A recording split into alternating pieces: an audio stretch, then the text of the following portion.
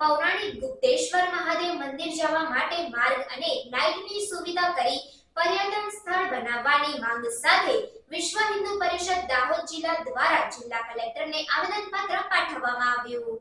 દાહોદ જિલ્લાના ધાનપુર તાલુકાના જેસાવાડા ગામ નજીક ધાનપુર રોડ પર આવેલ બિલિયા અને કાંટુઆ બંને ગામની વચ્ચે ડુંગરિયાળ જંગલ વિસ્તારમાં 2 થી 3 કિલોમીટર જંગલના મધ્ય વિસ્તારમાં હડફ નદીના વેણની વચ્ચે પ્રકૃતિના ખોળામાં પથ્થરોની હારમાળાઓની વચ્ચે અતિ પૌરાણિક આશરે 4 થી 5000 વર્ષે પૂર્વે મહાભારત કાળના સમયનું પ્રાચીન શિવલિંગ આવેલું છે અને ત્યાં જે તે સમયના હિન્દુ ધર્મના અમુક ધાર્મિક સ્થાન અને મૂર્તિઓ અલગ અલગ જગ્યાએ સ્થાપિત છે અને આ જગ્યાએ એકવાર વિઝિટ કરી અને ત્યાં દર્શન માટે પ્રાથમિક સુવિધા 1-2 કિલોમીટરનો માર્ગ અને ત્યાં જરૂરી બાંધકામ કરવાની પરમિશન અને બાંધકામને અનુલક્ષીને તાત્કાલિક ધોરણે લાઇટની વ્યવસ્થા કરવામાં આવે એવી વિનંતી જિલ્લા કલેક્ટરને કરવામાં આવી છે અને આવનાર 2 માસમાં શિવરાત્રીનો પવિત્ર તહેવાર આવતો હોય ત્યાં વધુમાં વધુ હિન્દુ પરિવારો દર્શનાર્થે આવે અને દર્શનાર્થે આવતા તેમને કોઈ અડચણ કે તકલીફ ના પડે તે માટે લાઇટ અને માર્ગની વ્યવસ્થા જરૂરી બની છે અને આ ધાર્મિક જગ્યાની મુલાકાત લઈ અને યોગ્ય વ્યવસ્થા કરવામાં આવે એવી વિનંતી કરવામાં આવી છે। ત્યાં આગળ અવશેષો બી છે, જેવી રીતે દેવની ગંગા છે, ભીમકુંડ છે, 5 પાંડવોની ગુફા છે, વિષ્ણુ ભગવાનની મૂર્તિ ત્યાંથી નીકળેલી છે, એના ફોટો જોડ્યા છે।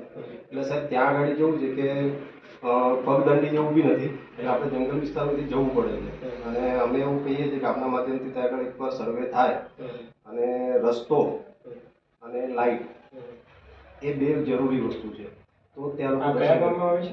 આપણે કાટુ ધાનપુરમાં આવે છે। ગ્રામ પંચાયત શું કરે છે? ગ્રામ પંચાયતની અંદર વાત કરી હતી આપણે। હા, આ બેસિક રિસ્પોન્સિબિલિટી તો ગ્રામ પંચાયતની છે। આ પેલા સરપંચશ્રી જોડે બી વાત અગાડી બી કરેલી છે સર। 15 નાના પંચના પૈસા પણ મળે છે, શું કરે છે? પણ એ લોકો કશું છે જ નહીં, એટલે તો સાહેબ તમારા સુધી આવવું પડે। સરપંચ જોડે વાત કરી તમે? હા, સરપંચ જોડે બી વાત કરી। એ લોકો કે તમે કામ કાજ કરવું હોય જેમ કે જંગલ એરિયાનો વિસ્તાર આવે એટલે સરકારના માધ્યમથી જ કામ થાય। ઠીક છે, એના અંદર ફોટોગ્રાફ બી છે સાહેબ, ત્યાંના સ્થળના શિવલિંગના એ બધા। જય શ્રી રામ। જય શ્રી રામ। આજે અમે કલેક્ટર સાહેબને આવેદન આપ્યું છે।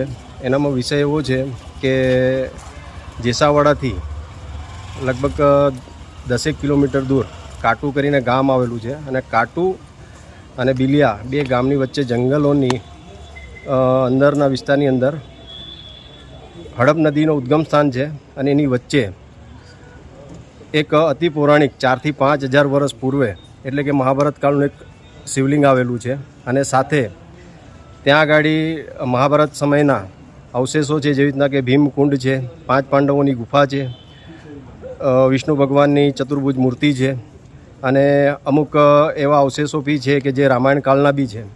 એટલે અમે કલેક્ટર સાહેબને એ જ વિનંતી કરી છે કે સાહેબ ત્યાં આગળ બને એટલી જલ્દી, કેમ કે આવનાર દિવસમાં શિવરાત્રિ આવે છે એટલે ત્યાં રસ્તો અને લાઇટની 2 પ્રાથમિક સુવિધાની જરૂર છે, જેથી કરી ત્યાં વધારામાં વધારે હિન્દુ લોકો દર્શનાર્થે જઈ શકે અને ત્યાં આગળ અતિ પૌરાણિક શિવલિંગ છે જેની પૂજન અર્ચન થાય અને એક પર્યટક સ્થળ તરીકે પણ એ થઈ શકે છે।